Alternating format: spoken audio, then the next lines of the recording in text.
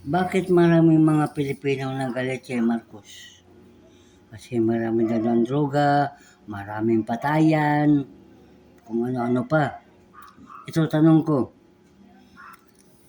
di ba may ano tayo, mayor, may kapitan, may barangay tanod, yung iba barangay tagay.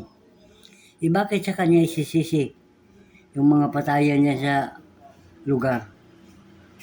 Kaya nga may mayor may kapitan para silang mamamahala Tapos nagagalit kayo na panahon ni Marcos, ito magulo.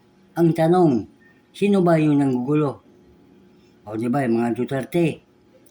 O di ba? Tama ba ako o tama ako? Tapos nagagalit kayo, maraming patayan. Isisinyo kay Marcos. Tapos mataas ang presyon ng langis kay Marcos. Bakit? Sa Pilipinas na ba nangyari yung taas ng bilihin natin? Di ba sa buong mundo? Oh. Bakit isisinyo kay Marcos? Ano bang ginagawa ni Sara? Wala. Puro paninira lang. Anong ginagawa ni Mayor Basti? Bakit ang daming sabon na huli sa Davao? Sabi naman si Marcos may kasalanan. Anong silbi niya bilang mayor? Di ba? Huwag niyo isisi sa presidente. Sisisihin niyo kung sino namumuno. Halimbawa, Manila, si Mayor Isko Moreno. Tapos sa Davao, si Basti na membro ng Hong Kong Triad. Kaya ayaw niya hubarin yung damit niya kasi makikita yung dragon doon sa likod niya. Yun ang palatandaan na membro ka ng Hong Kong Triad. Lahat ng mga ginagawa niyo puro kalukuhan, shabu, kung ano-ano pa. Oh. Sabi niyo napakagulo. Anong gulo? Sino bang nangugulo? Di ba mga Duterte? Oh. Binaboy niyo si Marcos, pinagmumura ninyo, bangag, kung ano-ano pa. Ginantihan ba kayo ni Marcos Jr.? Di ba wala? Oh. Ibig sabihin, mabait siya. Hindi gaya sa mga Duterte, putang ina niyo. Kailangan ko ulo ni Marcos. Oh. Yan ang gusto niyo maging presidente? Maka-China at saka basagulero. Tangina niya mga kupal kayo. O mga Duterte. Maka Duterte ito, Pacquiao. Ito. Pacquiao, putang ina nyo. Ginugulo lang nyo yung bansang Pilipinas Tapos kinakampihan pa nyo si Sara. Bilyon pala yung pira niya sa bangko. Hindi lang bilyon, baka trilyon pa. Kasi una, kanya sabi ko na trilyon. Saan sila nanggaling? Saan nanggaling ang pambabayad nila kay Kukman? At saka sa isang abogado.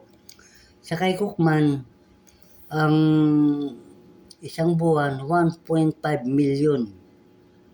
Tapos yung isa, sabihin na natin 1 million, so 2.5 million. 13 months na ngayon, di ba? Isang taon at saka isang buwan. Tapos yung abogado ni Sara, dahil abogada naman niya na napakabobo, baka nandaya pa yan ng putang ina Ilan yung abogado niya? 16. Plus sa kanya na abogado rin, 17. Saan galing yung pambayad nila?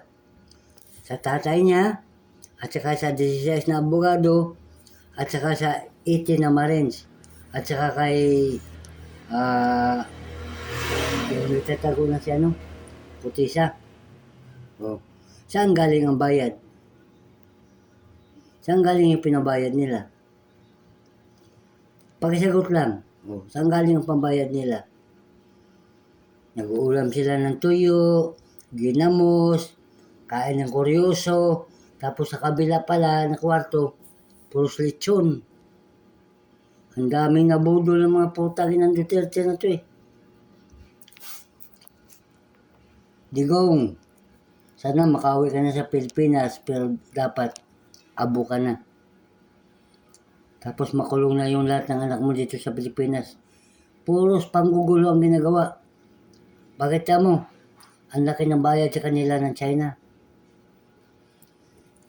Diba yung nakulong si Digong? Gusto niya nang mag-ano siya sa China. Titira. Tinanggihan ng China. Bakit mo?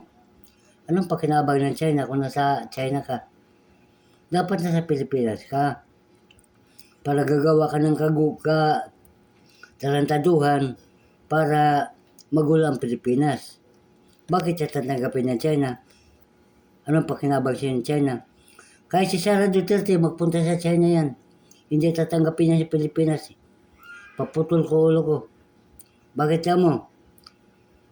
Tatanggapin nila si Sara. Anong pakinabang nila kay Sara? Dapat sa Pilipinas si Sara para may pakinabang sila. Kahit puhunan sila ng $1 trillion na pera para guguluhin ng Pilipinas, pwede sila. Pero kung sabi, halimbawa na pupunta ka doon para doon ka natitira, malabo pa baka malinaw pa yung dinanan ng ito eh. Malabo eh. Ganon na China ka utak. Napaka-utak ng China. Bilib ako sa China. Magbitaw sila ng milyon-milyon, trilyon-trilyon na pera para magkagulo lang tayo dito. Pero kung sabihin mo na doon ka sa kanila titira kasi inapi ka sa Pilipinas, nakaw po tayo na. Napakalabo naman yan.